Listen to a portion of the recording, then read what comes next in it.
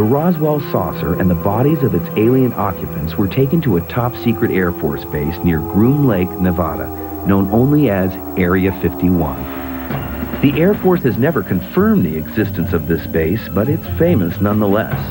Enthusiasts line distant peaks to catch glimpses of unusual aircraft performing UFO-like maneuvers. A bright object is being spotted right there, suddenly.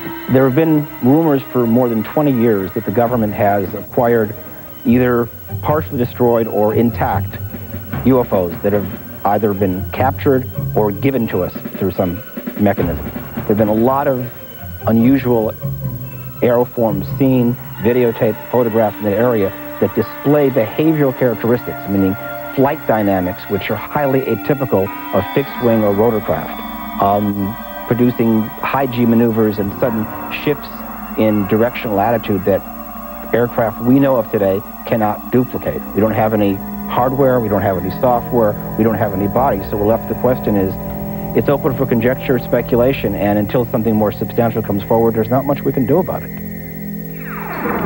Something substantial may have already emerged. In the spring of 1961, Robert Dean saw something unearthly in the sky. And it was out about 6:30, 7 o'clock in the morning on the West Range, and we were out there because Republic or one of the aircraft companies was preparing to launch a radio-controlled drone. Just about 7:30, I believe it was, somebody started pointing over a little farther to the west. We all turned our head. We looked over there and we saw an absolutely beautiful, what I remember as a metallic object, 200 yards away, roughly 100 feet above the ground. And it was sitting there, motionless, silent. But it was so streamlined and so aerodynamically shaped and so beautiful, and it was reflecting the morning sun. The object made no sound. Neither did the men watching. We were all standing there with our mouths hanging open. The object began to bob a little more, and then all of a sudden it began to move away.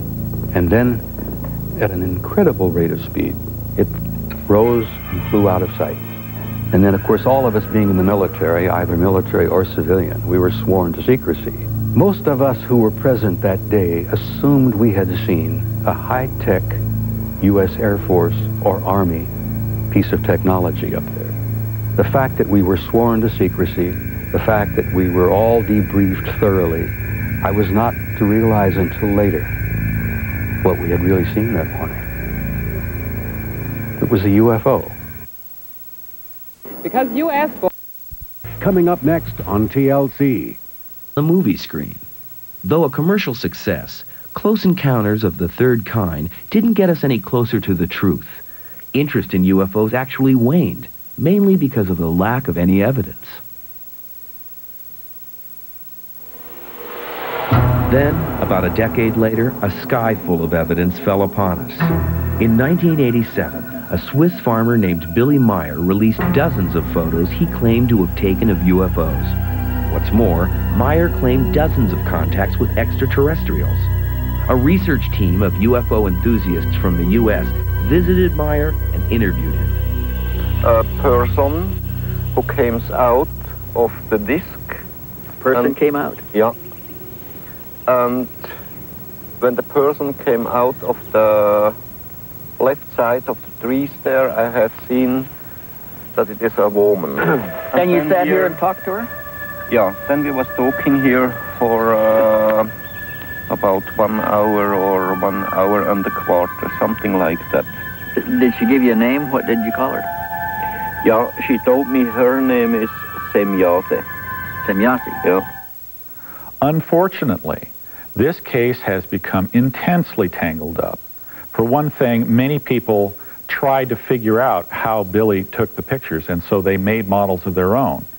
And they pictures faked or representations of the saucers were put in Billy's hands and were part of his collection. Investigators would come to the farm, find these pictures among the, quote, valid Billy MIER pictures, walk away with them, do the science, find the string, determine that one Billy MIER picture is a hoax, and hence all of Billy MIER's pictures are a hoax. And this logic doesn't necessarily hold. What you're looking for is the one Billy MIER picture that you can prove is not a hoax. But we can tell you that this photo is of a craft as big as Billy said it was, as far away from the camera as Billy said it was, with no apparent means of aerodynamic support, and of a solid object of some material and not a photographic fake. The same year MIER was shooting his film, a home builder named Ed Walters captured these images over a span of 6 months in the town of Gulf Breeze near Pensacola, Florida. Dr. Bruce Maccabee, an optical physicist formerly with the Office of Naval Intelligence, has analyzed Ed Walters' photographs and videotape. The most important thing about Ed's July 21st video is the presence of a shadow of the UFO on the trees, the tree line on the other side of Santa Rosa Sound. And you can see when the UFO comes into the field of view from the left-hand side, moves over towards the right, reverses and goes back off to the left. At the same time the UFO is moving, you can see a darkening, a shadow.